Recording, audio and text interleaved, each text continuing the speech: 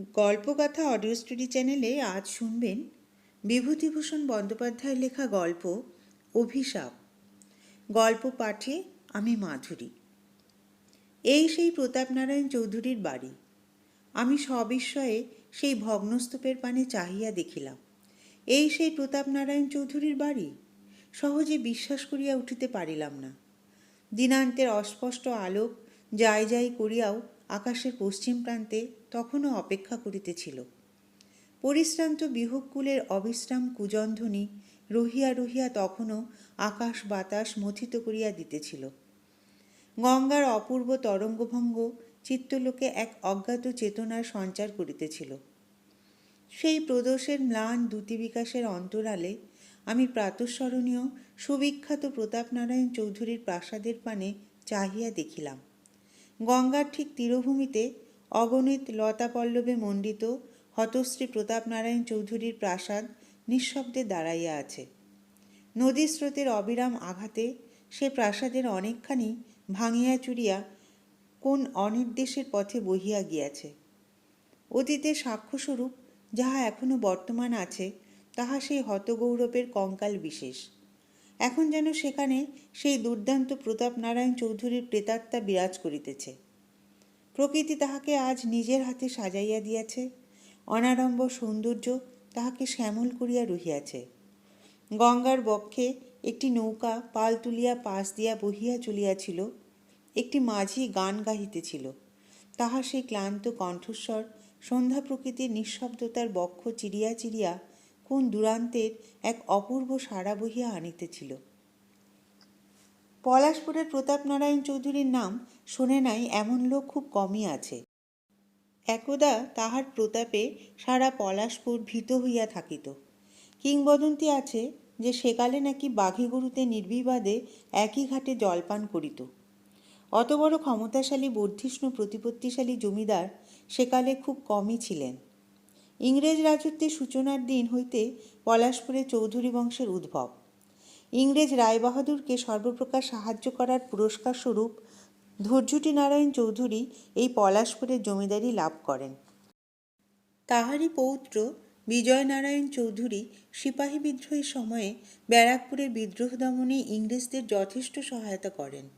তাহারই প্রচেষ্টায় captain Lawrence সপরিবারে আত্মরক্ষা করিতে সমর্থ হন। ইতিহাসে সেসব কথা নাই বটে, তবে সকলেই সে কথা জানিত। 1857 সালের মার্চ মাসের শেষ দিকে যখন দুর্যোগের ঘনঘটা ভারতবর্ষের রাজনৈতিক আকাশ কালো করিয়া দিয়াছিল, বিজয়নারায়ণ সে সময় ব্যারাকপুরে। সেদিনও এমন ছিল। ক্যাপ্টেন লরেন্স বিজয়নারায়ণ চৌধুরীর কর্মকুশলতায় তাহাকে স্বীয় তরবারি উপহার দিয়াছিলেন। বহুকাল সেই তরবারি চৌধুরী বংশের প্রাচীরে অতি সন্তর্পণে অতীত গৌরবের চিহ্নস্বরূপ টাঙানো ছিল। বেলেডাঙ্গার কমল হালদারের সঙ্গে গ্রীষ্মের ছুটিতে তার দেশে গিয়াছিলাম বেড়াইতে। সন্ধ্যাকালে গঙ্গার তীরে ভ্রমণ করিতে করিতে পলাশপুরে চৌধুরী বাড়ির নিকট আসিয়া পড়িলাম। কমল বলিল, এই সেই প্রতাপনারায়ণ চৌধুরীর বাড়ি। ইতিপূর্বে চৌধুরী বংশের অতীত কাহিনীর আমি অনেক কিছুই শুনিয়াছি। তাহাদের সেই বিরাট প্রাসাদের এই দুর্দশা দেখিয়া বাকশীর্ণ হইয়া গেলাম। এখন মানুষ সেখানে বাস করে না। সেটি এখন হিংস্র পশু লীলাভূমি হইয়া দাঁড়াইয়াছে। বিজয়নারায়ণ চৌধুরীর পুত্র প্রতাপনারায়ণ চৌধুরীর সময় চৌধুরী বংশের গৌরব চরমে উঠিয়াছিল। চতুর্দিকে চৌধুরী বংশের প্রতিপত্তি ছড়াইয়া পড়িয়াছিল। প্রতাপনারায়ণের সময়ে যেমন চৌধুরী বংশের গৌরব চরমে উঠিয়াছিল, সেই প্রতাপনারায়ণের সময়ই চৌধুরী বংশের ভাঙন শুরু হয়। অমানসিক দুশ্চরিত্রতা ও প্রচুর মোকদ্দমার ফলে তাহার পতন শুরু হয় মৃত্যুর কয়েক বৎসর পূর্বেই। ঔরঙ্গজেবের রাজত্বকালে মোগল সাম্রাজ্য যেমন চরম সীমায় উঠিয়াছিল, সেই ঔরঙ্গজেবের রাজত্বকালেই আবার তাহার পতন শুরু হয়। বৃদ্ধ সম্রাট বহু দুঃখেই দূর দক্ষিণাপথে প্রাণত্যাগ করেন। ঔরঙ্গজেব ছিলেন চরিত্রবান ও ধার্মিক, আর প্রতাপনারায়ণ ছিলেন ঠিক তার বিপরীত। তাহার অভিধানে চরিত্র বলিয়া কোনো শব্দ ছিল না। মদ ও মেয়ে মানুষ তাহার জীবনের একমাত্র উপাস্য। আর এছাড়া যেটুকু সময় পাইতেন তাহাতে মামলা মোকদ্দমা তদবির করিতেন। তাহার ন্যায় নিখুঁতভাবে মোকদ্দমা তদবির করিতে সেখানে খুব কম লোকই পারিত। অথচ লেখাপড়ার তিনি ধার ধারিতেন না। আইন তো দূরের কথা, কত সতীরমণীর আর্তক্রন্দনে নিঃশব্দ রাত্রে চৌধুরী বংশের সুদীর্ঘ রংমহল যে ধ্বনিত হইয়া উঠিয়াছিল তাহার ইয়ত্তা নাই। তাহাদের সেই ব্যাকুল কণ্ঠধ্বনি ঝিল্লির রবের সহিত তালে তালে শব্দিত হইয়া মরিতেছে। তাহাদের নিকট অট্টহাস্য হয়তো এখনো ভগ্নপ্রাসাদের প্রাচীরে আঘাত খাইয়া খাইয়া ফিরিতেছে। তিনি বিবাহ করিয়াছিলেন ক্ষীরোদা সুন্দরীকে, আর ভালোবাসিয়াছিলেন পত্নীর বিধবা ভগিনী আভাময়ীকে। ক্ষীরোদা সুন্দরীর প্রতিবাদ করিবার সাহস হয় নাই, আর বাল্যবিধবা আভাময়ী প্রতাপনারায়ণের প্রেমের তরঙ্গে সংক্ষুব্ধ হইয়া আত্মীয় স্বজনের বিষ দৃষ্টি হইতে আত্মগোপন করিবার জন্য প্রাণত্যাগ করিয়াছিলেন। এ ঘটনার পর প্রতাপনারায়ণ আর ক্ষীরোদা সুন্দরীর মুখদর্শন করেন নাই। সেই অভাগী রমণী 4 মাসের শিশুপুত্র সূর্যনারায়ণ চৌধুরীকে বুকে লইয়া স্বামীর দৃষ্টিপথের অন্তরালে জীবন কাটাইয়া দিতে লাগিলেন। আর প্রতাপনারায়ণের উশৃঙ্খলতার মাত্রা বাড়িয়া গেল। তিনি বাহির বাড়িতেই দিন কাটাইয়া দিতে লাগিলেন। আভাময়ীর প্রতি সমাজের এই অসহনীয় অত্যাচারের প্রতিকারস্বরূপ তিনি তাহার প্রজাদের শান্তির সংসারে দিতে লাগিলেন আগুন জ্বালাইয়া। গৃহস্থ বধূ বা গৃহস্থ কন্যা তাহার ক্ষুধিত দৃষ্টি হইতে অতি কষ্টে আত্মরক্ষা করিত। সারাদিন পথে পথে পাখি মারা বন্দুক কাঁধে লইয়া পাখি মারিয়া ফিরিতেন। সে পথে কোনো স্ত্রীলোকের বাহির হইবার সাহস ছিল না। আর তাহার সঙ্গে থাকিত কানা কালু সর্দার। কানা হইলে কি হয়, চক্ষুষ্মানকেও সে হার মানাইতে পারিত। তাহার তীক্ষ্ণ বুদ্ধির বলে প্রতাপনারায়ণের ক্ষুধা নিবৃত্ত হইত সহজেই। ইংরেজ রাজত্বের এমন ধরাবাঁধা আইন তখন ছিল না। প্রতাপনারায়ণের মহল্লায় তাহার বিখ্যাত লাঠিয়ালদের দৌলতে কাহারও টু শব্দটি করিবার সামর্থ্য ছিল না। লাঠির জোরেই রাজ্য জয় হইত, আর লাঠির জোরেই রমণীর সতীত্ব লুণ্ঠন হইত। কিন্তু প্রতাপনারায়ণ স্ত্রীলোকদের ঘৃণা করিতেন সর্বান্তকরণে। নারী নরকের দ্বার, এই নারী তাহার জীবনে দিয়াছিল দাবানল জ্বালাইয়া। সেবার দুরন্ত বর্ষার এক অবিশ্রান্ত ধারাপতনের দিনে কালু কোথা হইতে এক অজ্ঞাতনামা রমণীকে বহিয়া আনিল। রাত্রি তখন 10টা। চারিদিকে সেই বর্ষা প্রকৃতির গুঞ্জন কোনো এক বিরোহিণীর আর্তক্রন্দনের ন্যায় ধ্বনিত হইতেছিল। কাহাকে হারানোর বেদনা যেন সারা বিশ্ব মথিত করিয়া রাখিয়াছিল। প্রতাপনারায়ণ তখন সুরমা দিয়া তাহার নয়ন প্রান্তে রেখাপাত করিতেছিলেন। কালু আসিয়া ডাকিল, মহারাজ। প্রতাপনারায়ণ হাঁকিলেন, কে? ও এসেছে, বিশ্রাম করতে বল। কত দূর থেকে আসছে? 7 ক্রোশ। কেমন? আপনার প্রসাদ পাওয়ার উপযুক্ত। উত্তম। প্রতাপনারায়ণ দ্রুত সাজ সমাধা করিয়া প্রমোদ গৃহে উপস্থিত হইলেন। অভাগিনী তখন সেই বিলাসগৃহের এক কোণে বস্ত্রখণ্ডে সর্বাঙ্গ আবৃত করিয়া কাঁদিয়া মরিতেছিল। মনুষ্য পদশব্দে সে প্রতাপনারায়ণের পানে চাহিয়াই বিকট শব্দে আঁতকাইয়া উঠিল। তাহার আয়ত আখি, সর্বোপরি তাহার সেই ভীতিসুন্দর দেহলতা প্রতাপনারায়ণের প্রাণে এক উন্মাদনা জাগাইয়া দিল। প্রতাপনারায়ণ তাহার নিকট গিয়া প্রশ্ন করিলেন, তোমার নাম? কোনো উত্তর পাইলেন না। পুনরায় বলিলেন, এই যে বিরাট প্রাসাদ, এই অতুল বৈভব, সবই তোমার। তুমি আজ আমার রানী। সেই রমণী কহিল, না না, আমি রানী হতে চাই না, আমার ভিখিরি থাকতে দিন।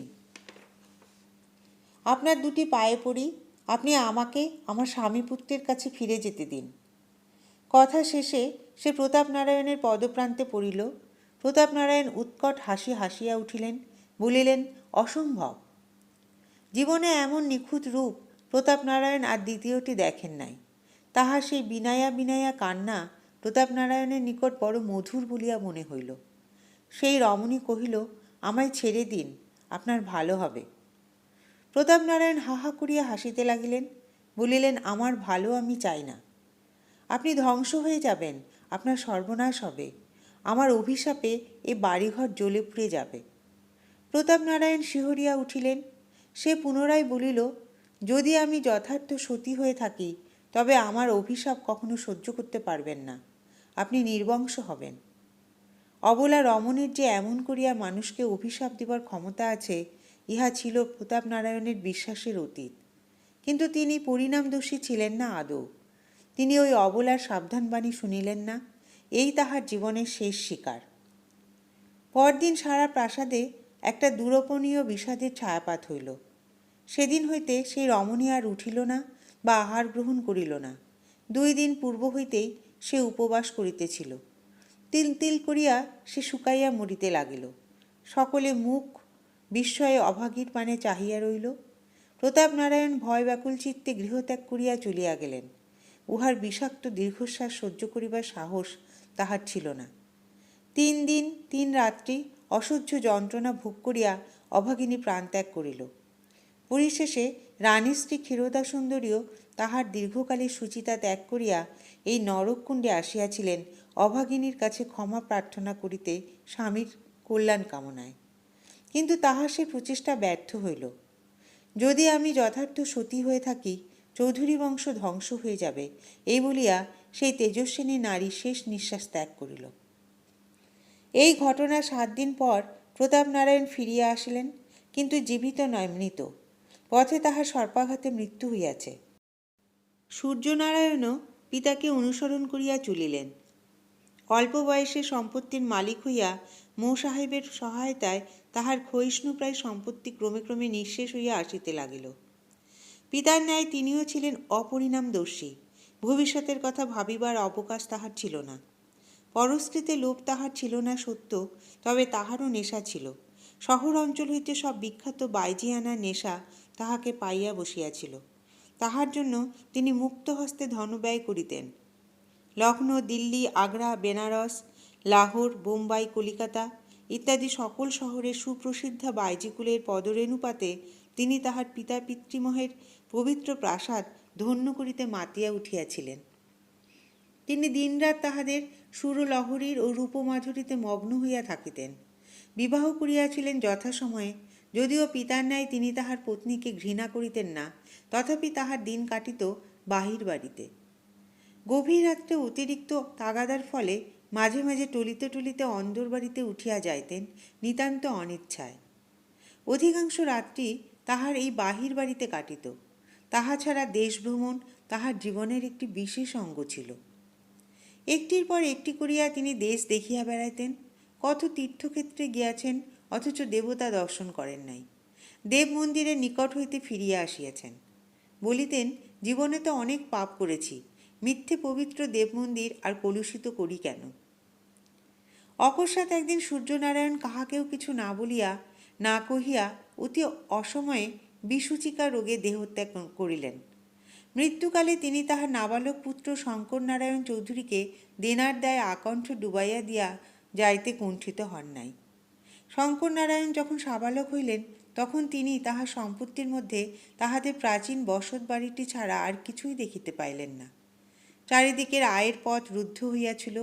বনেদি বংশের ধ্বংসাবশেষ লইয়া চৌধুরী পরিবার বিভীষিকার ন্যায় দাঁড়াইয়া রহিল। গহনা বিক্রি করিয়া শঙ্কর নারায়ণ মানুষ হইয়া উঠিলেন। তিনি কিন্তু মানুষ হইয়া উঠিলেন তাহার পিতা বা পিতামহের বিপরীত প্রকৃতি লইয়া। ইংরেজি শিক্ষায় তিনি ধার ধারিলেন না, তবে অবিচলিত চিত্তে সংস্কৃত অধ্যয়ন করিয়া যাইতে লাগিলেন। তাহার মধ্যে কেমন যেন ধর্মভাব জাগিয়া উঠিল। তিনি অল্প বয়স হইতেই ধার্মিক হইয়া পড়িলেন। সামাজিক আচার অনুষ্ঠানে তাহার প্রগাঢ় শ্রদ্ধা। গৃহদেবতা লক্ষ্মী জনার্দনের পূজায় ক্রমে ক্রমে তিনি আত্মনিয়োগ করিলেন। তিনি ছিলেন অত্যন্ত গম্ভীর প্রকৃতির মানুষ। কাহারও সঙ্গে বড় একটা কথা বলিতেন না। খাইতেন বাড়িতে আর ত্রিতলের ঘরে বসিয়া থাকিতেন। কোথাও বাহির হইতেন না। রুদ্রাক্ষের মালা গলায় পরিয়া গেরুয়া বসনে সর্বাঙ্গ মণ্ডিত করিয়া তিনি সন্ন্যাস জীবন যাপন করিতে লাগিলেন। অবসর সময়ে তিনি তাহার প্রিয় বেহালাখানায় বসিয়া ছুরি ঘষিতেন। রাত্রে নিঃশব্দতার বক্ষ চিরিয়া সেই রাগিনী কোনো বন্দিনী বিরোহিনীর আত্মক্রন্দনের ন্যায় শুনাইত। ক্ষয়িষ্ণু চৌধুরী বাড়ির গৃহলক্ষ্মী যেন ওই ভাষায় গুমরাইয়া গুমরাইয়া কাঁদিয়া মরিত। শঙ্কর নারায়ণও তাহার বংশের ধারা বজায় রাখিয়া অল্প বয়সে বিবাহ করিয়াছিলেন এবং খুব অল্প বয়সেই তাহার পুত্র হইয়াছিল। তাহার পিতৃপুরুষদিগের ন্যায় তিনি তাহার পত্নী কল্যাণীকে ঘৃণা করেন নাই সত্য, তবে তাহাকে যে ভালোবাসিতেন এ কথা হলফ করিয়া বলা যায় না। তিনি পত্নীর প্রতি তাহার কর্তব্য সম্পাদন করিতেন মাত্র। সারাদিন প্রায় তাহার গৃহদেবতার ধ্যান ধারণায় কাটিত। তিনি নিত্য অত্যন্ত সূচিকা সহকারে দেবতার আরাধনা করিতেন। গভীর রাত্রে পূজায় বসিতেন। যাহা জুটিত সেই সামান্য দুটি সাকান্ন মুখে দিয়া তিনি আবার তাহার সেই ত্রিতলের গৃহে যাইতেন। বাড়ি হইতে বাহির হইতেন না আদৌ। দিন দিন চৌধুরী বংশ যে নিশ্চিহ্নের পথে যাইতেছে তাহা দেখিয়া তিনিও ধীরে ধীরে শুকাইতে লাগিলেন, আর ততই তাহার গৃহদেবতার পূজার মাত্রাও বাড়িয়া যাইতে লাগিল। তিনি পাগলের মতো হইয়া গেলেন। তাহার জীবনের একমাত্র কামনা হইল বিত্ত চাই, অর্থ চাই, ঐশ্বর্য চাই। তিনি কেবল প্রার্থনা করিতেন দেবতা আবার যেন চৌধুরী বংশের নষ্ট সম্পদ ফিরাইয়া দেন। এহনকালে একদা চৈত্রের এক অমাবস্যা রজনীতে শঙ্করনারায়ণ স্বপ্ন দেখিলেন যেন তাহাদের গৃহলক্ষ্মী চৌধুরী বংশ ত্যাগ করিয়া যাইতেছেন। তাহার অপূর্ব জ্যোতিতে বিশ্বভুবন আলোকিত। একটা সুস্নিগ্ধ সুবাসে দিগন্ত ভরিয়া গিয়াছে। শঙ্করনারায়ণের তড়িৎ পদে উঠিয়া গিয়া দেবীর পথরোধ করিয়া দাঁড়াইলেন। দেবী তাহার বিষণ্ণ মুখে যেন বলিলেন, বাছা, পথ ছাড়, আমায় যেতে দে। শঙ্করনারায়ণ কাঁদিতে লাগিলেন, মা, আমাদের এমনি করে ছেড়ে যাচ্ছ মা? দেবী নিষ্ঠুরভাবে হাসিলেন। নিত্য না খেয়ে তোমার পুজোর আয়োজন করেছি মা, তবু তোমার ক্ষুধা দূর হয়নি? না, আমি রক্ত চাই। কার রক্ত মা? তোর ছেলের। দেবী অন্তর্হিতা হইলেন। অমনি শঙ্করনারায়ণের ঘুম ভাঙিয়া গেল। ঘামে তাহার সর্বাঙ্গ ভিজিয়া গিয়াছিল। তিনি উঠিয়া রোদন করিতে লাগিলেন। রাক্ষসী, এ কি পরীক্ষা তোর? তখনও তাহার সেই গৃহে দেবীর পদ্মগন্ধ বিচ্ছুরিত হইতেছিল। শঙ্করনারায়ণ বিচলিত হইলেন না। চৌধুরী বংশ তাহার পুত্রের চেয়েও অধিক মূল্যবান। তিনি বলিলেন, তাই হবে মা, তাই হবে। তুমি এ অভাগাকে ত্যাগ করো না। তারপর তিনি ধীর পদক্ষেপে তাহার শয়ন গৃহে আসিয়া উপস্থিত হইলেন, অতি সন্তর্পণে। কল্যাণী তখন ঘুমাইতেছিলেন, আর তাহার পুত্র মাতার স্তন্যপান করিতেছিল ঘুমন্ত অবস্থায়। শঙ্করনারায়ণ অত্যন্ত ধীরে ধীরে সেই খোকাকে মাতার বক্ষ হইতে ছিনাইয়া আনিলেন। কল্যাণী সারাদিনের পরিশ্রমে ক্লান্ত হইয়া ঘুমাইতেছিলেন। তিনি একবার পাশ ফিরিয়া শুইলেন মাত্র। শঙ্করনারায়ণ খোকাকে পরম স্নেহে তাহার বুকের মধ্যে করিয়া গৃহ হইতে বাহির হইয়া আসিলেন।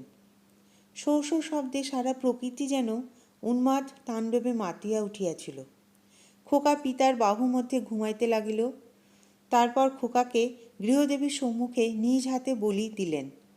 একবার হয়তো সে কাঁদিয়াছিল, কিন্তু বাহিরে সেই ঝড় জলের মধ্যে সে কান্না হয়তো শোনা যায় না। রক্তধারায় সারা গৃহ ছাইয়া গেল।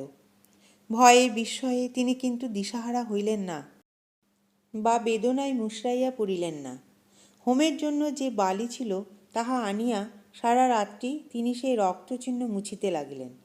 চৌধুরী বংশ বড় হইবে, জীবনের এই একমাত্র আকাঙ্ক্ষা আজ তাহার পূরণ হইয়াছে।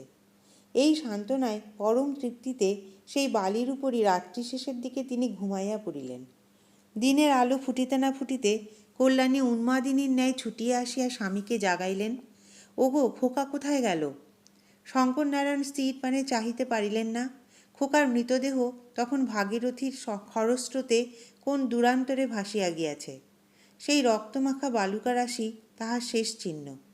কল্যাণী আবার ডাকিলেন, ওগো, কথা কও, কথা কও, আমার খোকাকে এনে দাও। শঙ্করনারায়ণ আর কোনো কথা বলিতে পারিলেন না। জীবনে আর তিনি খুব কমই কথা বলেন। যা হোক, ব্যাপারটা আর চাপা রহিল না। বুদ্ধিমতী কল্যাণী ক্রমে ক্রমে সমস্ত ব্যাপারটাই অবগত হইলেন। সারাদিন তিনি আর উঠিলেন না, খাইলেন না। সেই দিন রাত্রে তিনি কুলপ্লাবনী জাহ্নবীর পুণ্যস্রোতে আত্মবিসর্জন দিয়া তাহার বড় আদরের খোকার সহিত মিলিত হইলেন। ব্যাপারটা ক্রমে ক্রমে রাষ্ট্র হইয়া পড়িল। এ ঘটনার কিছুদিন পর শঙ্করনারায়ণ চৌধুরীকেও আর পাওয়া গেল না। আজ পর্যন্ত তাহাকে পাওয়া যায় নাই। সে আজ 50 বছরের কথা। গৃহলক্ষ্মী এখনও সেই ভগ্নপ্রায় বংশহীন চৌধুরী বাড়ির অন্তরালে বন্দিনী আছেন কিনা জানি না, তবে মাঝে মাঝে ওই ধ্বংসস্তূপের মধ্য হইতে একটা চাপা হাসি পরম পরিতৃপ্তির সহিত বাহির হইয়া আসে। সেদিনও এমনি ঝড় উঠিয়াছিল।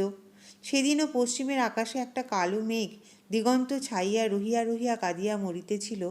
সেদিনও হয়তো ওই শ্মশান ঘাটের নিষ্পত্র ঝাউগাছটার মাথায় বসিয়া একটা শকুন আর্ত কণ্ঠে চিৎকার করিয়া মরিতেছিল। শুনছিলেন বিভূতিভূষণ বন্দ্যোপাধ্যায়ের লেখা গল্প অভিশাপ। যদি ভালো লাগে চ্যানেলটি লাইক শেয়ার করবেন, আর অবশ্যই অনুরোধ করব সাবস্ক্রাইব করে পাশে থাকবেন।